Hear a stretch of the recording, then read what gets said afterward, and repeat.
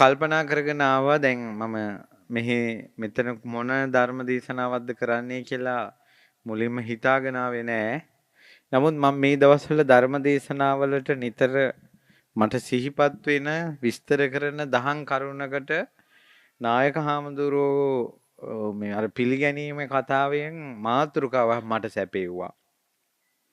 නායක හාමුදුරුවෝ මතක් කළා දැන් ඔන්න මට දැන් නායක හඳුරු කිව්වේ වයසයි දැන් මගේ අපවත් වීම කවදාද දන්නේ නැහැ කියලා. ඒතර ගොඩාක් අයට තියෙනවා ගොඩාක් අයට. ඒ කියන්නේ ඒක ධර්මයෙන් විස්තර කරගත්තේ නැත්නම් අපි වචනෙන් මොනවා කළත් වචනෙන් මොනවා කිව්වත් හරියට තේරුම් අරන් තිබ්බේ නැත්නම් ධර්මය අහලා තිබ්බේ නැත්නම් ඒ දහම් විග්‍රහය තිබ්බේ නැත්නම් කා තුලත් ඇති වෙනවා අදහසක්. අපි තුලත් ඒක ඉස්සර තිබුණා. ඒ තමයි මේ කොහේ අයිද දන්නේ නැහැ කියන එක.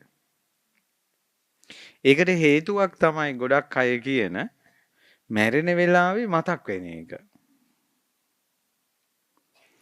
එතකොට බුදුරජාණන් වහන්සේ ඇත්තටම එහෙම එකක් තියෙනවා. මැරෙන වෙලාවේ යමක් මතක් වෙනවා කියලා එකක් තියෙනවා. ඒක ඇත්තක්. ඒක බොරුවක් නෙවෙයි. ඒ මැරෙන වෙලාවේ මතක් වෙන දේ පරලෝට බලපානවා. ඒකත් බොරුවක් නෙවෙයි. ඒක ඇත්තක්. හැබැයි ඒ පිළිබඳව මිනිස්සු වටහාගෙන ඉන්නවා වැරදි අදහසක්. ඒ මිනිස්සුන්ට හිතෙනවා මැරෙන වෙලාවේ මතක් වෙන්නේ අහඹු දෙයක්. ඒ කියන්නේ මොකද්ද දන්නේ නැහැ කියලා. නමුත් සියල්ල දන්නා වූ දක්නා වූ බුදුරජාණන් වහන්සේ මැරෙන වෙලාවේ Tamanට මතක් වෙන දේ මොකද්ද කියලා Tamanටම තේරුම් ගන්න පුළුවන් දහම් පරයයක් දේශනා කොට වදාළා. ඒක ආකාර කිහිපයකින් දේශනා කළා. බුදුරජාණන් වහන්සේ ඒක මහානාම සාක්‍යයට මෙන්න මෙහෙම වදාලා. මහානාම සාක්‍ය කිය හිටිය ස්වාමීනි භාග්‍යවතුන් වහන්සේ මම මේ මිනිස්සු අතරට යනවා. නගරේ යනවා, වීදිවල යනවා. මේ ඇවිස්සෙච්ච මිනිස්සු අතර ඉන්නකොට මගේ ඔළුවල්ත් ඇවිස්සෙනවා. ඒතර මගේ හිත ආසාවල් ඇති වෙනේ වගේ ආසාවල් ඇති වෙනවා. තරහා ගැටීම නුරුස්සනකම් එනවා මට. එතකොට මට ඒ වෙලාවට බුදුරජාණන් වහන්සේ මතක් වෙන්නේ නැහැ. ධර්මයේ මතක් වෙන්නේ නැහැ. සංඝ රත්නේ මතක් වෙන්නේ නැහැ මට. එතකොට මට පස්සේ බය හිතෙනවා. අනේ මේ වාගේ වෙලාවක මම මැරුණොත් එහෙම කොහේ යයිද කියලා. මේ වාගේ වෙලාවක මම මැරුණොත් කොහේ යයිද කියලා.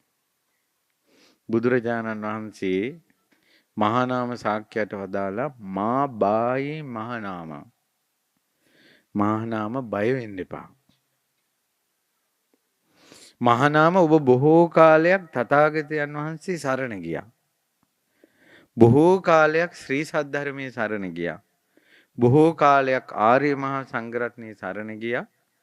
බොහෝ කාලයක් කඩන් නැති සිදුරු නැති පංචශීලයෙන් වාසය කරනවා. මහානාම ඔබගේ මරණය අලාමකයි. තිසරණය මනාව රැකගෙන පංචශීලයේ මනාව පිහිටි ශ්‍රාවකයාට මොනවා මතක් වුණම්. එයාගේ හිත කොයි විදිහට කැළඹුණත් එයාගේ මරණය අලාමකයි. මැරෙන වෙලාව එයාට බය වෙන්න දෙයක් නැහැ. බුදුරජාන් වහන්සේ වදාළා මහානාම එක දිශාවකට නැමිලා තියෙන වෘක්ෂයක් තියෙනවා.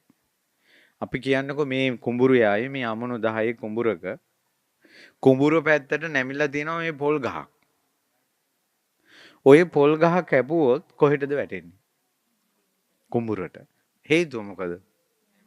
නැමිලා තියෙන්නේ නැඹුරු වෙලා තියෙන්නේ කුඹුරට නිසා. ඒක කපන විදිය චේන්සෝ එකකින් කැපුවත් කොහෙටද වැටෙන්නේ? ඊළඟට පොරවෙන් කැපුවොත් ඊළඟට බැකෝ එකක් දාලා මූල හාරනවා. කොහෙටද වැටෙන්නේ? පීයෙන් කපනවා. කියතෙන් කපනවා. කපන විදිහ, ගහ ගලවන විදිහ මොකක් වුණත් වැටෙන්නේ කොහෙටද? මක් නිසාද? නැඹුරු වෙලා තිබ්බා. මහා නාම ඔබගේ හිත බුදුරජාණන් වහන්සේ කෙරෙහි නැමිලා. ශ්‍රී සද්ධර්මයේද නැමිලා. ආර්ය මහා සංඝරත්නයේද නැමිලා. පංචශීලයේ සුරක්ෂිත කරන ධර්මයේද නැමිලා.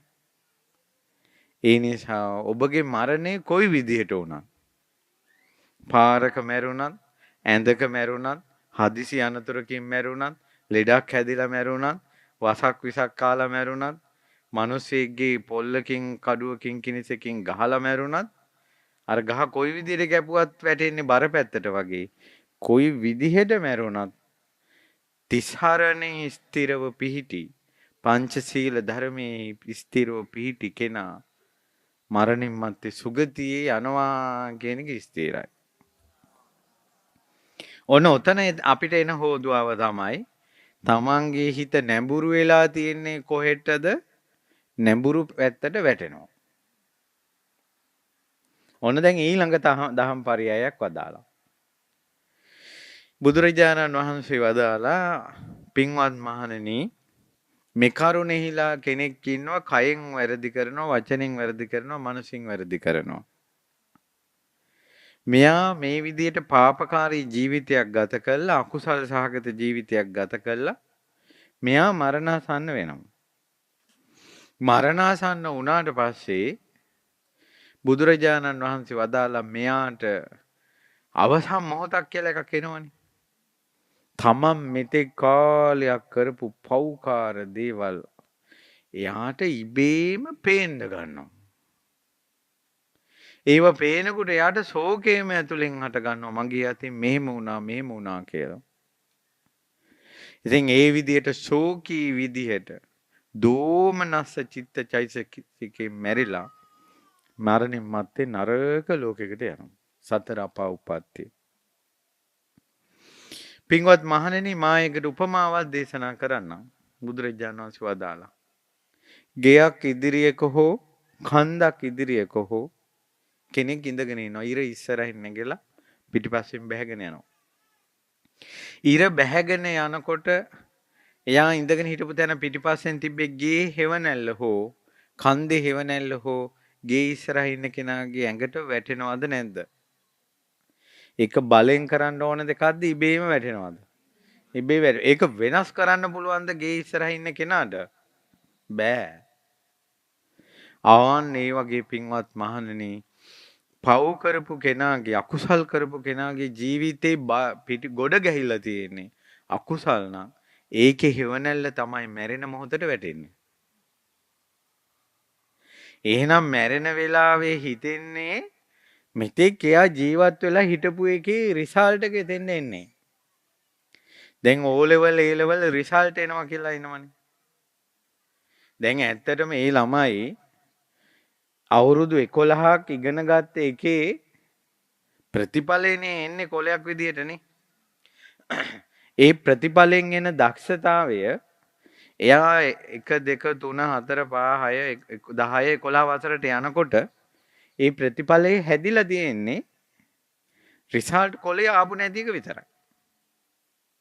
විභාගෙට ලියනකොටම එයාගේ A එකක්ද තියෙන්නේ B එකක්ද C එකක්ද S එකක්ද කියලා එයා ලියනකොටම හැදිලාද නැද්ද? හැදිලා තියෙන්නේ. O level වලින් ගණන් වලට ඒකක් එනවා නම් ඒ ගණන් වලට එන ඒක ඒ ළමයා එදා ලියනකොටම හැදුනාද නැද්ද? ලියනකොටම හැදුනා. හැබැයි දැන් අපි ලියනකොටම හැදුනා කියලා කිව්වට ලියන්න කලිනුත් ඔක තිබ්බද නැද්ද? යට ඒ එකක් කියන එක. තිබ්බා. ඒක බාහිරට බලන්න පුළුවන් තැනට එයා එළියට දැම්මා පේපර් එකෙන්. නමුත් එයා තවම දන්නේ නැහැ. ඔන්න දැන් මාසයක් විතර ගියට පස්සේ පේපර් බලනවා එහි සර් කෙනෙක්. ඒතර ඒකක් කියලා ලියලා දැන් එහි. තවම ශිෂ්‍යයා දන්නවද? නැහැ. ඊට පස්සේ ප්‍රතිඵල නිකුත් කරනවා හෙට කියලා කියනවා. දැන් ඔන්න ළමයි කල්පනා කරනවා මොනවා වෙලාද දන්නේ නැහැ කියලා. ඒ වුණාට ළමයා එහෙම කිව්වට අතන ලියවිලාද නැද්ද? ඔන්න කම්පියුටරෙන් දානවා. ඔන්න දැන් කම්පියුටරේට දැම්ම ඉන්ටර්නෙට් එකට දැම්ම රිසල්ට් කියලා කියනවා. තාම කොල්ලා ගෙදර ටවුන් එකට ගිහිල්ලා නැහැ. නැත්තම් ෆෝන් එක ඕන් කරලා නැහැ. රිසල්ට් එක ඇවිල්ලාද නැද්ද? අවසානයේ රිසල්ට් කොලේ ආවා හෝ ෆෝන් එකෙන් බලනකොට තමන්ගේ ඇහැට පේන්න විතරයි උතන තියෙන්නේ. හැබැයි එදාට තමයි සතුටු වීම හෝ රත් වීම තියෙන්නේ එදාට. එදාට තමයි සතුටු වීම හෝ රත් වීම තියෙන්නේ. නමුත් ඒ සතුටු වීම හෝ රත් වීම කලින්ම හැදිලාද නැද්ද? ඔන්න ඔය වගේම තමයි. අපේ ජීවත් වෙන විදිහෙන්ම හැදෙනවා මැරිලා ඉපදෙන තැන. එතකොට අර විභාග ලියපු ළමයා තවම රිසල්ට් දන්නේ නැහැ වගේ. ඔයාලා දන්නේ නැති වුණාට ඔයාලා මැරිලා ඉපදෙන තැන දැන් හැදිලා තියෙන්නේ. රිසල්ට් කොලේ ඇහැට පේනවා වගේ තමයි අවසාන හුස්ම ටික හොස් ගාලා යන්න කිට්ටු වෙනකොට පේන ටික. අර දැකලා සතුටු වෙනවා හෝ රිසල්ට් එක ප්‍රතිඵලයේ දැකලා සතුටු වෙනවා හෝ රත් වෙනවා වගේ තමයි නිරේ ගියොත් ගින්දරටම පිච්චිලා යනවා. සුගතිය ගියොත් සතුටු වෙලා ඉන්නවා.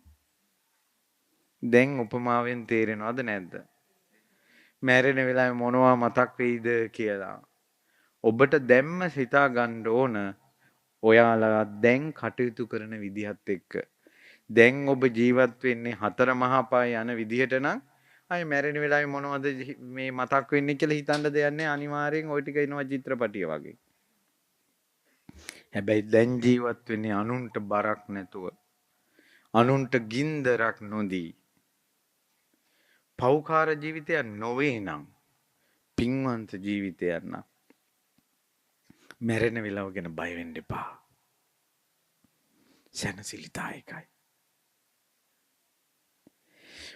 බුදුරජාණන් ඒක මේ වගේ මැරෙන වෙලාවට Tamanට මතක් වෙනවා කියන එක මේ වගේ එකක්. හීනයක් පේන්නේ. හීනයක් පේනකොට ඒක වළක්වා ගන්න පුළුවන්ද? ඔන්න ඔය වගේ මැරෙන වෙලාවට පේන ඒවා. ඒ වෙලාවට වළක්වන්න බෑ, බලාගෙන ඉන්න විතරයි තියෙන්නේ. ඉතින් බුදුරජාණන් වහන්සේ වදාලා මැරෙන මොහොත අවාසනාවන්ත කරවන පව්කම් 10ක් තියෙනවා.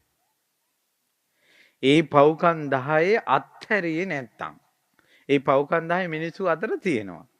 ඒ පව්කම් 10 අත්හැරියේ නැත්තම් ඒයින් නිදහස් වුණේ නැත්තම් මැරෙන වෙලාව ගින්දරක් භයානකයි. මොකක්ද මේ පව්කම් 10? ඒකට තමයි දස අකුසල් කියන්නේ. ඔබ අහලා තියෙනවා. අහලා තිබ්බට හිතපු නැති දෙයක් කියනවාද? දැන් ඔබෙන් අහනවා සිත කය වචනෙන් මනස කියන තුන්දරින් තමයි මේ අකුසල් 10 වෙන්නේ. කයින් කෙරෙන අකුසල් තුනක් තියෙනවා: ප්‍රාණඝාතය, සොරකම, වැරදි කාමසේවනය. ඔයාලා දන්නේ නැති වුණාට අපි කරන හැම ක්‍රියාවකම, හැම වචනයකම, හැම සිතිවිල්ලකම අපිට අමතක වුණාට චේතනාව පහල කළා කරපු හැම එකම කර්මයේ සකස් වෙනවා. ඒ සකස් වෙන එකට කියනවා සංස්කාර. මොකක්ද මේ සකස් වෙලා තියෙන එකට කියන්නේ? සංස්කාර. මැරෙන වෙලාව ඒකේ හේවණල්ල වැටෙනවා ඇඟට. ඒක මේ වගේ. මේ දවස්වල අඹ හැදෙනවා ගෙවල් වල, ගස්වල. දැන් අඹ ගස් වැහිලා. ගෙඩි වලින්. මීට මාස 2-3කට කලින් ওই අඹ ගෙඩි තිබ්බේ කොහෙද? අඹ ගහේ කොතනද ওই අඹ තිබ්බේ? තිබ්බ තැනක් තියෙනවද? නැහැ. නමුත් වෙලාවට ඒ ගෙඩි ටික ආවද නැද්ද? අන්න ඒ වගේ අපි කියන හැම වචනයකින්ම, කියන හැම බොරුවකම කර්මය සකස් වෙනවා.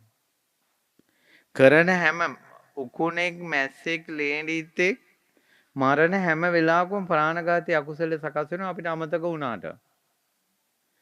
ඒව සකස් වෙනවා කන්දක් වගේ. එතකොට ඒව පිටිපස්සේ යාගේ ගොඩ ගැහිලා තියෙන්නේ ඒව නම් මැරෙන වෙලාවට හැමනල්ල වැටෙන්නේ ඒකේ. අපි මෙතෙක් කාලයක් කියපු බොරු අපිට අමතකයි. නමුත් පව් රැස් වෙච්චි නැති බොරුව මොකද්ද? පව් රැස් වෙන්නේ නැති බොරු තියෙනවද? නැහැ. හැබැයි අමතකයි අපිට. සත්තු මරපුව අමතකයි අපිට. හොරකම් කරපුව අමතකයි. නමුත් කර්මය සකස් වෙනවා. හොඳ වැඩත් ඒ වගේ. දැන් මේ දැහැත් වට්ටිය ගත්තොත් මේ දැහැත් වට්ටිය ගරුතර මහා සංඝරත්නයේට ධර්මයේ දේශනා කරන්න ආරාධනා කිරීමට දැහැත් වට්ටිය පිළිගැනීම කුසලයක්ද අකුසලයක්ද? අනාගත වංශ දේශනාවේ තියෙනවා පහන් සිතින් දේශකයන් වහන්සේට දැහැත් වට්ටිය පූජා කරලා ආරාධනා කරන කෙනාට කර්මයක් පිනක් සකස් වෙනවා කියනවා. අනාගත වංශයේ තියෙන මෛත්‍රී බුද්ධ ශාසනය ගැන ඒක හේතුවක් වෙනවා කියනවා. යාට මෛත්‍රී බුද්ධ ශාසනය මෛත්‍රී බුදුරජාණන් වහන්සේගේ ශාසනයේ හිමිකාරයෙක් වෙන්න. ධර්ම දේශකයන් වහන්සේගේ පාදෝවණය කරන කෙනාගේ ආසනයේ පනවන කෙනාගේ වටාපත ස්වාමීනි කියලා පහන් සිතින් වටාපත පිළිගන්වන කෙනාගේ පැන් ටික පිළිගන්වන කෙනාගේ මොකද ඒ ඔක්කොම ධර්මයටයි ගරු කළේ ධර්මයටයි සත්කාර කළේ. ඒ නිසා යාට හේතු සම්පත්තිය නැත්තම් ගෞතම බුද්ධ ශාසනයෙන් පිණිස යාට ඒක හේතුවක් වෙනවා කියනවා මෛත්‍රී බුදුරජාණන් වහන්සේගේ ශාසනයේ උරුමයක් ගන්න. හරි. දැන් මම මේ දැහැත් වට්ටිය පිනනේ කිව්වේ. මේ දැහැත් වට්ටියේ පිනක් රැස් නොවන බුලත් කොලේ පුළුවන් නම් අයින් කරන්න. එහෙම එකක් තියෙනවද? මොකද මේ හැම බුලත් කොලයක්ම චේතනාව පහල කරලා කඩන්නේ. චේතනාව පහල කරලා බුලත් කොල ටික තියන්නේ. චේතනාම් භික්කවේ කම්මං වදාමි. පිච්ච මල් 1000ක මල් වට්ටියක් තියෙනවා. ওই මල් වට්ටියේ පිනක් රැස් වෙන්නේ නැති මල පුළුවන් නම් අයින් කරන්න. පුළුවන්ද? හැම මලකටම කර්මයක් සකස් වෙනවා. චේතනා පහල කළයි මල් කඩන්නේ. චේතනා මහා පහල කළයි මල් අඩු කරන්නේ. අපිට අමතක වුණාට ඒව කර්ම සකස් වෙලා තියෙනවා. ඔයාලා මේ වෙනකොට පන්සලට කොච්චර සාංගික දාන දීලා තියෙනවද කියලා මතක නැහැ ඔයාලට. ඔය බෙදන එක දන් හැන්දක හරි පිං රැස් වෙන්නේ නැති බත් හැන්දක් තියෙනවද? එහෙනම් පූජා කරපු හැම දානයකම හැම බත් හැන්දකම කර්මය සකස් වුණාද නැද්ද? ඉතින් ඒව අපිට පේනවද? අර අඹ ගහේ ගෙඩි ටික කොහෙද තිබ්බේ කියලා පේන්නේ නැහැ වගේ. සකස් වෙනවා. අන්න ඒකේ හේව නැල්ලයි මැරෙන වෙලාවට වැටෙන්නේ. දැන් ඔයාලා ගෙවල් වල එක පොල් ගහක් හරි තියෙනවා. ඔයාලට මතක ඇති එදා ওই පොල් ගෙඩිය ඉඳපු දවස චූටි පොල් ගෙඩියක්. මොටයියක් ඇවිල්ලා පොල් පැලේ ඉඳෙව්වා. එදාට ඔයාලට කියන්න පුළුවන්ද මේ ගහෙන් පොල් ගෙඩි මෙච්චර හැදෙනවා කියලා? දැන් මේ වෙනකොට ඒ ගහ ලොකු වෙලා දහස් ගණන් පොල් ගෙඩි කඩලා. තව හැදෙනවා ඒකේ. ඔය හැදෙන පොල් ගෙඩි අර පොඩි පැලේ කොතනද තිබ්බේ? තිබ්බ තැන හොයන්න පුළුවන්ද? නමුත් එවැනි පොල් උපද්දවන ස්වභාවය අර බීජේ තිබ්බද නැද්ද? අන්න ඒ වගේ. අපිට අමතක වුණාට අපි කරන කියන දේවල් සකස් වෙනවා. ඒකට තමයි කියන්නේ භවය කියලා. සංස්කාර. ඒකේ හේව නැල්ල වැටෙනවා මැරෙන වෙලාවට. ඒකයි ඉන්න කාලේ හොඳට හිටපල්ලා කියන්නේ. මැරෙන වෙලාවට දඩි මුඩියේ කලබල වෙලා හරියන්නේ නැහැ. මැරෙන වෙලාවේ කලබල වෙලා හරියන්නේ නැහැ. එක ප්‍රේතාත්මයක් විලාප දීලා ගෙදරට ඇවිල්ලා ඇඬ ගහලා කෑ ගහලා මං හිතන්නේ දුවගේ ඇඟට ආරූඪ වෙන්නේ. කියනවා මට මොකද්ද මේ උනේ මට මේ මොකද්ද උනේ කියලා අඬනවා. ඊට පස්සේ ඉතින් මං හිතන්නේ තොවිලකදී මන් දන්නේ නැහැ ආරූඪ වෙලා තියෙන්නේ. ඊට පස්සේ කියනවා දැන් උඹ මැරුණාට පස්සේ ගෙදර හිටපු ආච්චි උන්දට පින් නැහැ කියලා අඬන්නේ. ඒතර කිව්වා උඹ මැරුණාට පස්සේ 7 දවසේ දානේ දුන්නා. 3 මාසේ දානේ දුන්නා. අවුරුද්දේ දානේ දුන්නා. උඹ වෙනුවෙන් ධර්ම දේශනාවල් කෙරෙව්වා. ඇයි උඹ පින් ගන්න නැත්තේ කියලා. ඒතර මේ බලන්න මේ പ്രേතාත්මය කියන එක මුන්ද ලෙඩ ඇඳේ පණ ඇදදී ඉන්නකොට පිරිත් දාලා අර ගෙදර කට්ටිය. හයියෙන් පිරිත් දානකොට වැස්සකට පන්සලට ගිය ගෑණියෙක් නෙවෙයි මේ. මේකේ කුණුහරුපයක් කියලා මේ ලෙඩ ඇඳී නාචි වහපන් ඕක කියලා කිව්වා. කුණුහරුපයක් කියලා තමයි කිව්වේ. වහපිය ඔය කියලා කිව්වා අර පිරිතට. එතකොටමයි මැරුණේ. ප්‍රේතාත්මයක ඉපදුණා. 7 දවසේ බණට හාමුදුරුවෝ බණ පුටු ඉඳගෙන බණ කියනවා. ප්‍රේතාත්මේ ගෙදර සැරිසරනවා ඇහෙන්නේ නැහැ. දැන් අවුරුදු ගාණක් හාමුදුරු නමක් කියන බණ ඇහෙන්නේ නැහැ කනට. හැම ගෙදරකම රණ්ඩු ඇහෙනවා. කුණුහරුප ඇහෙනවා. ආඬන විලාප තියෙනවා ඇහෙනවා. බණ ඇහෙන්නේ නැහැ. කුණුහරුපයක් කියලා කිව්ව වහපන් ඕක කියලා බුද්ධ වචනේට. ඒ නිසා මේ පිරිතක් ජීවතුන් අතර ඉද්දින් හොඳට සිහි කල්පනාව තියෙද්දින් බණක් අහලා සාදු කියා ගන්න බැරි උන්දලාට පිරිතක් කියනකොට ඒකට සාදු කියලා අනුමෝදන් වෙන්න බැරි උන්දලාට මැරෙන වෙලාවේ ওই බුදු පිළිම පෙන්න පිරිත් දදා ඉන්නකොට මොනවා කියාගෙන උන් මැරෙනවද දන්නේ නැහැ. දැක්කද? දැන් ඔය පිරිතේ සිද්ධියට උන්දගේ හිත සකස් වුණේ ඇයි? මෙතුවක් කාලයක් ජීවිතේ තුනුරුවන්ට පැහැදිලා නැහැ. අන්න රිසල්ට් එක ආව අවසාන වෙලාවේ. බණපදයකට පැහැදිලා නැහැ. පිරිත් හඬට පැහැදිලා නැහැ. අවසාන මොහොතේත් වෛරය ආවා.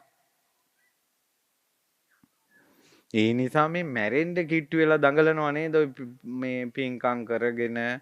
ඉතින් වෙන කරන්න දෙයක්වත් නැහැ ඉතින්. මැරිලා මැරෙන්න පණ අදිනකොට වෙන මොනවා කරන්නද නේ? නමුත් ඉතින් සමහර වෙලාවට ඉතින් මට හිතෙන්නම් මේ වෙලාවට නිහඬවම ඉන්න එක තමයි හොඳ කියලා.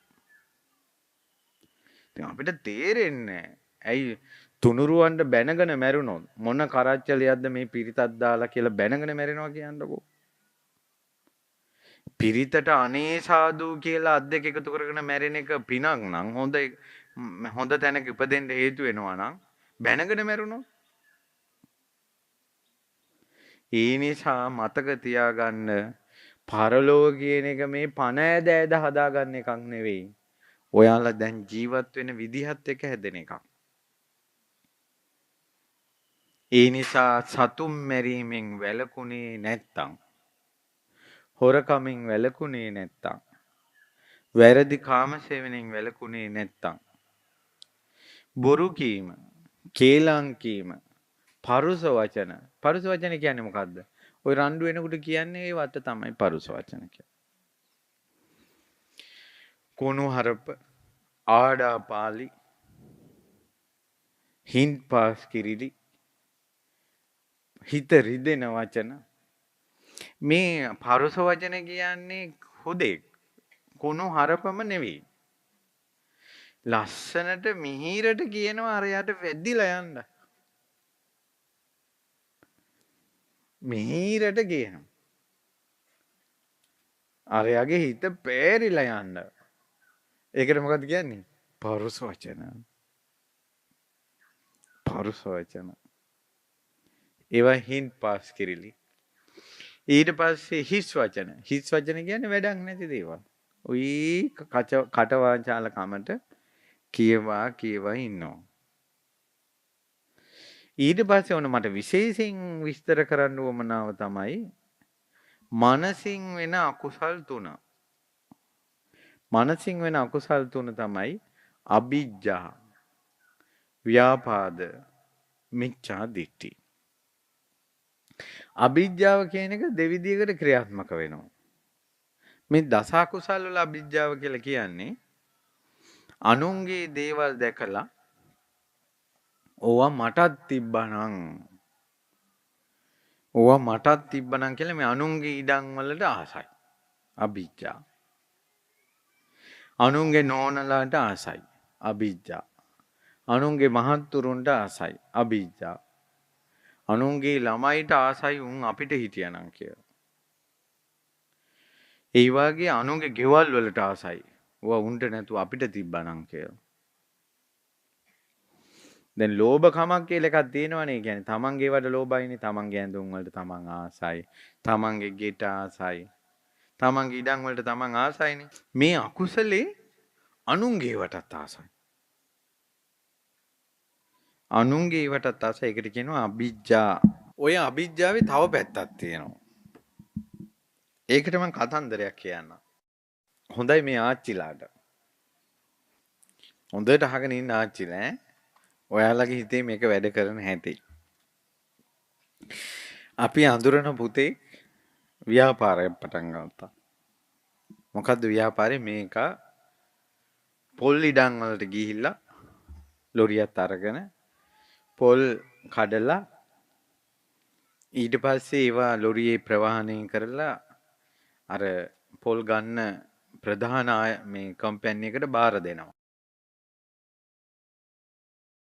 එතකොට කඩලා මේ ප්‍රවාහනය කරලා බාර දෙන එක තමයි එයාගේ බිස්නස් එක.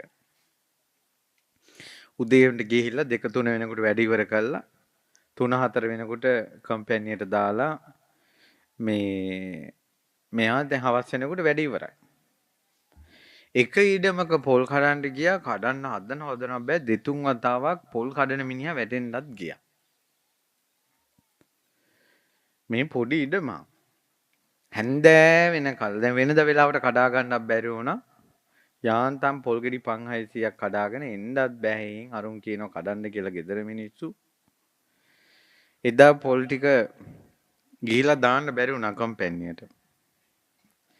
ඊට පස්සේ එයා ගෙදර ගෙනල්ලා ගෙදර මිදුලේ පොල් ගොඩ ගහලා ලොරිය යැව්වා.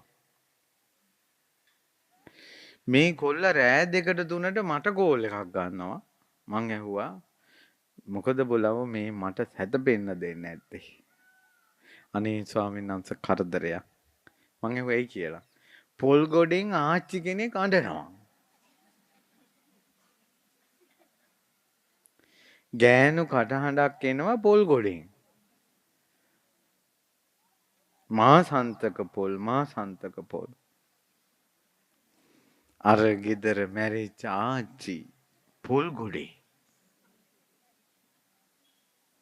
ඊට පස්සේ මං මට ඇහුවා මොකද කරන්නේ? මං කිව්වා මම දන්නේ ඕම මං ඇහුවම යෝම එක පොල් පෙරේතයෝ ගැන. ඒ නිසා ඕක වටේට පිරිත් නූලක් දාපන් කිව්වා. පිරිත් නූල දැම්මට පස්සේ හඬ නැති වුණා. ඊට පස්සේ මං ඇහුවා ආයේ මොකද කරන්න ඕනේ? දැන් තොපි බුදිය ගනියව කිව්වා. ඊට පස්සේ ඔන්න දැන් ඊට පස්සේ පවදාම දැන් පොල් ටික අරන් ගියා. උන් දැන් ගෙදර ඉන්න කාලේ ජීවතුන් අතර ඉන්න කාලේ උදේ පාන්දරම නැගිටලා කහට ටිකක් බීලා හැරමිට්ට ගගා පොල් ඉඩමේ ඇවිදිනවා. ඇවිල්ලා දැන් මොන්ද බන දානවා. දැන් මොන්න පුටු ඉඳගෙන බන අහගෙන ඉන්නකොට අරෙන් දඩාස් ගාලා පොල් ගෙඩියක් වැටෙනවා. බන නවත්තනවා. දුව ලින්ද ළඟට පොල් ගෙඩියක් වැටුණා. ඕක කවුරු හරි ගන්න පුළුවන්. හොරු වැඩි. අරන් වරේ. දැන් ඔන්න පොල් ගෙඩි කවුරු හරි ගියේ නැත්තම් බයිනවා. මම්ම මේවා කරන්න ඕන. මන් නැති කාලෙක මොනවා වෙයිද දන්නේ නැහැ. මුන්ට කියනවා වැටක් ගහන්න කියලා. එකෙක් වැටක් ගහන්නේ නැහැ කියලා අර මේ මොකද්ද හැරමිට්ට ගන්න මුන්දට පණ නැහැ. යසට පොල් ගෙඩිය තුරුල් කරගෙන එනවා. ඒක දාලා ඔන්න බැන ආයෙ පුටු ඉඳගෙන ආයෙ බන දානවා. මුන්ද මැරුණා. මැරිලා පොල් ගෙඩියේම ඉපදුනා. මම බණ පොතේ අහලා තියෙනවා ධර්ම දේශනාවල පොත්වල රුක් දේවතාවෝ රුක්ෂ වලට දේවතාවෝ අරක් ගත්තට පස්සේ ඒ ගහ කපද්දී ඒ දේවතාවුන්ගේ ශරීරවලට හානි වෙනවා. අතපය කැපෙනවා දෙවිවරුන්ගේ. ඒක තමයි රුක් දේවතාවන්ගේ තියෙන ආදීනමක් ඒක. ඒත් බූමාටු දෙවියෝ. තව්තිසා වැසි දෙවියෝ නෙමෙයි. චාතුම් මහරජගේ ඉහළ තලයේ නෙමෙයි බූමාටු. ඒ ඔවුන්ගේ කර්මයත් එක්ක හැදිච්ච ජීවිතේ. ඒ දෙවියන්ට සැරිසරන්න පුළුවන් දිවස් තියෙනවා ඔක්කොම තියෙනවා. නමුත් ගහට ජීවිතේ බද්දයි. ගහ හරහා දානකොට එහෙම ඒ විමානෙම චප්ප කළා වගේ වෙනවා. තමන්ගේ දරුවන්ගේ අතපය කැපෙනවා දෙවිවරුන්ගේ. ওই ගස් කපනකොට. දැන් මං කියන්නේ කියේ මේකට. අන්න ඒ වගේ ඔය ආත්ම භාව ඔය පොල් ගෙඩි වලට ආසාවෙන් ඔය පොල් ගස් වලට ආසාවෙන් ඉඩමට ආසාවෙන් ඉපදුනාට පස්සේ ඒ පොල් ගෙඩියත් එක්ක ආත්ම භාවය බද්ධ වෙනවා. දැන් ඔය හදිවෝනියන් කරන අය රූපෙට මතුරලා රූපෙට කටු ගහනකොට ලෙඩට අමාරු වෙන්නේ. අර ලෙඩා කියන්නේ සතුරාව අර රූපෙට ආරෝපණය කරනවා එහාලා. මං කියන එක තේරෙනවද? අන්න ඔය වගේ ඔය පොල් ගොඩේ හිටපු ආච්චි අපි දන්නේ හරියට කියන්න. ඔය පොල් ලෙලි ගහනකොට ඔය පොල් ගෙඩි අපිට පොල් ගෙඩිය ලෙලි ගහනවා විදිහට පෙරුණාට සමහර වෙලාවට ප්‍රේතාත්මේ ලෙලි ගහනවා ඇති. ඇයි පින්වතුනි පරාණයට පරාණයක් පූජා කරන්නේත් පොල් ගෙඩියනේ. ඊට පස්සේ එතන තුවාල වෙලා කෑ ගහගෙන ආවේ එනවා අර පොල් ඉඩමට. ආයේ විලාප තිතිය ප්‍රේතාත්මේ පොල් ඉඩමේ කැරකෙනවා. ආයේ පොල් කඩනවා. ආයේ ඒ ගොඩත් එක්ක යනවා. මෙහෙත් ඇති සඳුන් ගමත් ඉන්නවද දන්නේ පොල් ගෙඩි ගණන් කර කර. දැන් මට කියන්න දැන් මට මේක කියන්නකෝ. තමන්ගේ පොල් ඉඩමේ ඇවිදින එක වරදක්ද? නෑ. තමන්ගේ පොල් ඉඩමේ පොල් ගෙඩි ගණන් කරන එක වරදක්ද? තමන්ගේ පොල් ඉඩමෙන් ගෙඩියක් වැටුණාට පස්සේ ඒක පරිස්සම් කරන එක වරදක්ද? එහෙනම් මොන්ද ඇයි බ්‍රේත ලෝකෙ ඉපදුනේ වරද්දක් නෑනේ. මෙහෙමයි පින්වතුනි. මේ ඉඩ කඩන් වලට මිනිසුන්ට ආසාව තියෙනවා තමයි, ගෙවල් දොරවල් වලට ආසාව තියෙනවා තමයි. මේ කිව්නේ පෙරේතකම වැඩි වුණා. ගිජුකම වැඩි. ලෝභ කළ යුතු සීමාවත් ඉක්මවල ගියා. ආන්න ඒකට කියනවා අවිජ්ජා කියලා. ඒකට මොකද්ද කියන්නේ? අවිජ්ජා. මට ළමයෙක් ඇවිල්ලා කියනවා ස්වාමීනි අපේ අම්මා මේ කෙල්ලෙක් කිව්වේ අවුරුදු 20ක විතර පොඩි දුවේ. අවුරුදු 20ටම ඒ අම්මා ඒ කෙල්ලට ගෙදරින් පිට කොහේවත් ඉන්න දීලා නැහැ. හැමදාම ළඟ ඉන්න ඕන. ඉස්කෝලේ ගිහලා එනකල් බලාගෙන ඉන්නවා. රැයට නිදාගන්නේ දුවගේ සායයි අම්මගේ චීතේ ගැට ගහලා. සඳුන් ගමත් ඉන්නවද දන්නේ. අර කෙල්ලගෙන් වෙන් වෙන්න බෑ. මුන්ද මැරුණොත් කොහෙද උපදින්නේ? අර දුව ළඟට එනවා. දැන් මට කියන්න තමන්ගේ දුවට ආදරය කිරීම වරදක්ද? තමන්ගේ කෙල්ල පරිස්සම් කරන එක වරදක්ද? එහෙනම් මෙතන මොකද්ද තියෙන ප්‍රශ්නේ? පෙරේතකම වැඩි. දරුවන්ට පෙරේත වැඩි. ඒකට ඒ වචනේම තියෙනවනේ පෙරේත වැඩි කියලා. එහෙනම් ඉපදින්නේ කොහෙද? පෙරේත ලෝකෙම තමයි. දැන් ඔන්න සිල් ගන්න උපාසකම්මයි. සිල් අරන් 3ට යනවා. ඒ යන්නේ මෙහෙම මේ යන ඔක්කොටම නෙවෙයි සමහරක්. එතකොට ඇයි යන්නේ කියලා අහන්න මේ පොඩි උන්ට මේ මන් දකින්න නැතුව බෑ. මන් නැතුව බෑ උන් අඬනවා. පොඩි උන්ට එහෙම අමාරුවක් නැහැ. උන්ට කාටුන් එකක් දාලා දුන්නම යසිට ඉන්නවා. අර මහ උන්දටයි දකින්න නැතුව බැරි. කොහේ ගියත් එනවනේ ගෙදෙට්ට. කෝල් එකක් ඕන. අර නිදහසක් මේ ආච්චි අම්මලා නිදහසක් කියන එක භුක්ති විඳින්නේ නැහැ. පිටින් වරදක් නැහැ. ඇයි තමන්ගේ දුවගේ පුතාගේ දරුවෝ ටික බලා ගන්න එක වරදක්ද? ආච්චි කෙනෙක් විදියට දරුවන්ට ආදරෙන් ඉන්න එක වරදක්ද? මොනුබුරන්ට මිනිබිරියන්ට? මෙතන ප්‍රශ්නේ මොකද්ද? පෙරේතකම වැඩි. නැතුව බෑ. එහෙනම් ඒ ආච්චිට මැරුණාට පස්සේ දුව ළඟට එනවා. එතකොට උන්දයි උනාට සිල් ගත්තානේ. සිල් ගත්තට වැඩි උපක්ලේශේ ප්‍රබල වුණා අවිජ්ජාව. හිතේ අකුසලේ ප්‍රබල වුණා. ඔන්න ඔය විදියට තමයි මිනිහට ආසයි. බිරිඳට ආසයි. දැන් මේ එක සිද්ධියක් තියෙනවා. දැන් කෙල්ල ගොඩාක් ආසයිනේ ආදරේට. එයාලා ගැන හිතනකොට කෙල්ල ගොඩාක් මූණු එල්ලගෙන ඔය ගෙවල් වලට වෙලා ওই තනිකන් දෝසෙන් දොරවල් වහගෙන ওই කෙල්ලෝ ඉන්නේ. මට කවුරුත් ආදරේ නැහැ. මාව ගැන කවුරුත් බලන්නේ නැහැ. ඔයාලට මාව තේරුම් ගන්න බෑ. මං කියන දේ ඔයාලට තේරෙන්නේ නැහැ. උඹලට මාව වටින්නේ නැහැ කියලා පුදුම දෝමනස්සයක් කෙල්ලන්ගේ තියෙනවා. ඒකට ওই කෙල්ලෝ ගොඩාක් බලාපොරොත්තු වෙනවා ආදරේ.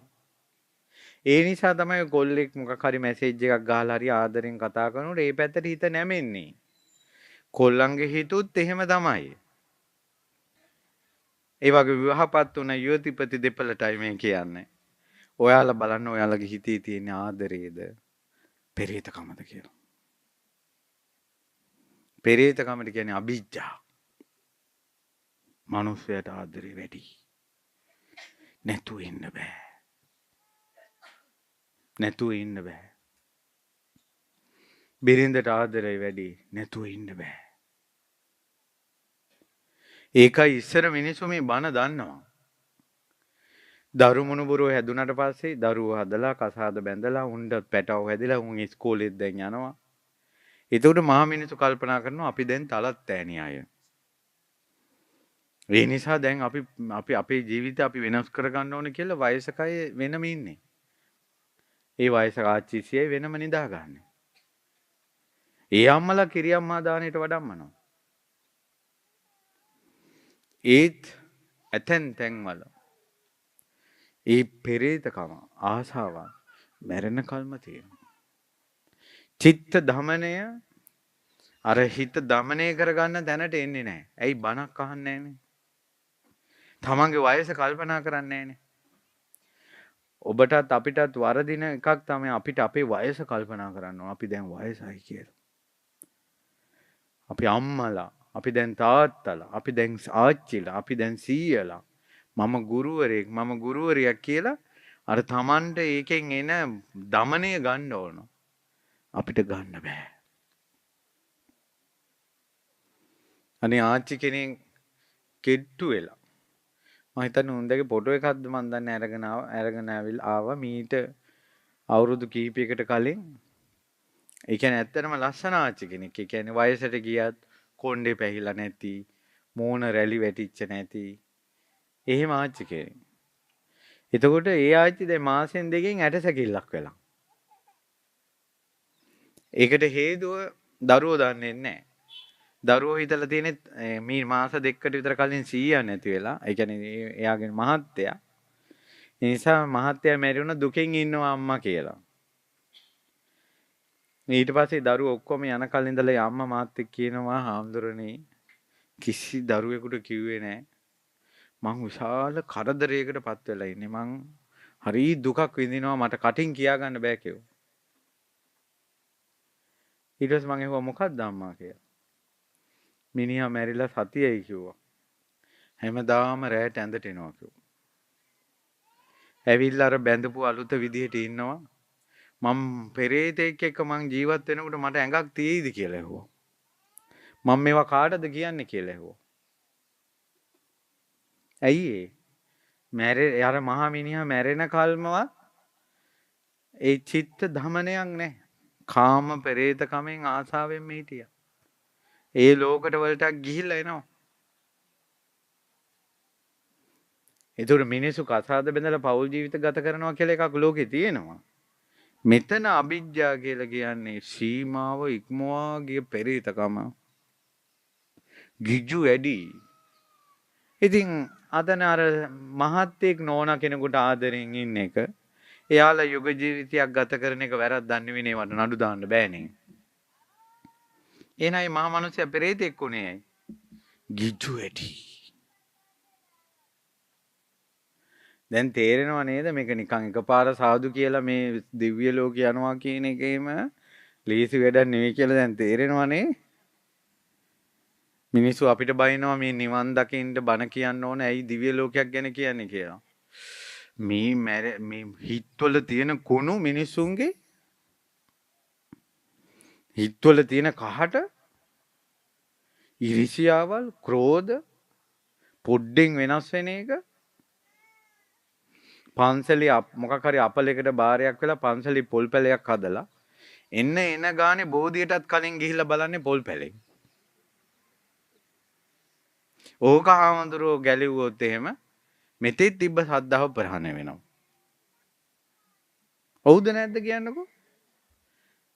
ගොඩාක් ලොකු පින් ඔය ආරාම පූජා, ඔය පන්සල් වල ලොකු විහෙර විහාර කරන බහුතරය, කියන්නේ ධර්මයක් දන්නේ නැති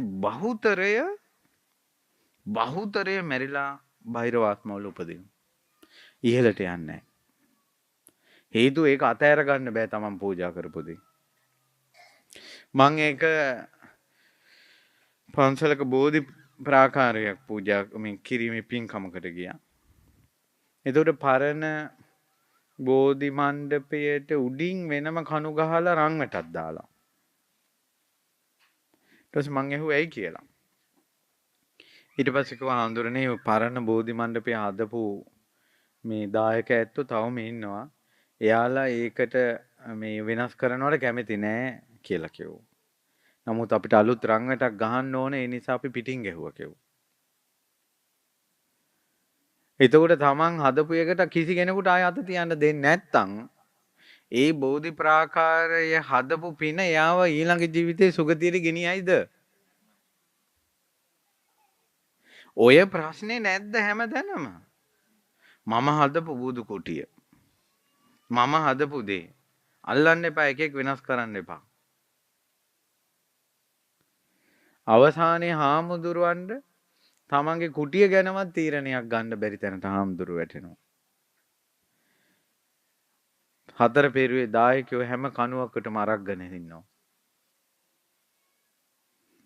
ඉතින් කෝ දිව්‍ය ලෝකේ, කෝ සුගතිය? අභිජ්ජා අත්හැර ගන්න බෑ. ඇත්තටම පින්වතුනි, මේක පුදුම වැඩන්නේ අපිට උනේ මේක. දවසින් දවස මොකක් හරියකට බැඳෙනවානේ.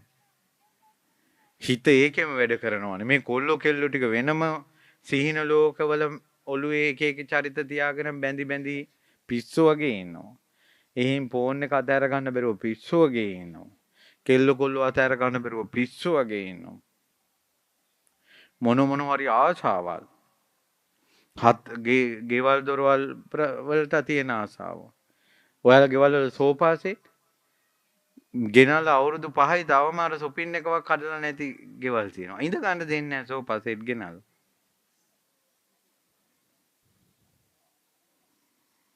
හිනාවෙම පේනවා මේ සඳුන්ගම සෝෆා සෙට් තියෙන බව.